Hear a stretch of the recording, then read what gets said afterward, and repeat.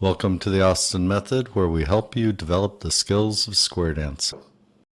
This is 104 pull-by, and as always, we're going to start with the definition. Pull-by is pretty straightforward. There's right pull-by and left pull-by and pull-by.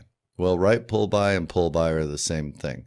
In square dancing, we have a thing called the right shoulder rule. Whenever you're passing somebody that you're facing, you pass with your right shoulder, unless the caller specifically tells you to do it leftwise. So in pull-by, you have right pull-by and left pull-by. If the caller just says pull-by, they're implying that you just do a right pull-by. You reach out your right hand, pull-by, make sure to let go as you're next to each other. You don't want to break anybody's arm. And you step through and you end up back to back. Pretty straightforward. All right, so let's go through the stats.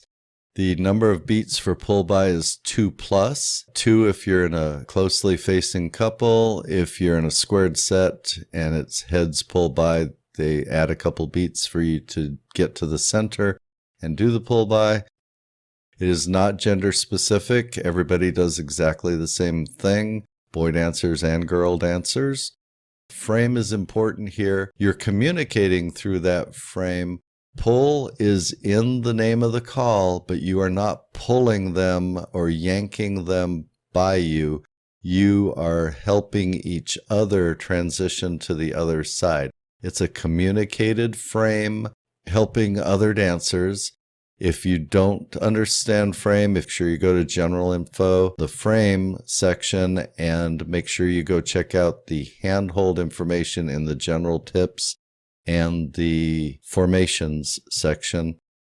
All really good material. If you haven't taken the chance to go review it, it's good stuff. It does not produce flow. You're just going straight through. It doesn't produce any kind of rotational or arcing flow.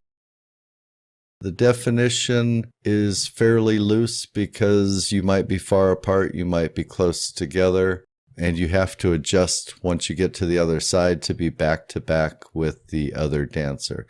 So let's just look at this choreography real quick. Taminations, the animator, kind of has them pulling by really, really close. But you see that they adjust to be back to back. They also adjust a little far apart. You actually might want to stop a little closer than the animator shows you. You can watch the actual dancers in the dance sequence and see what's involved.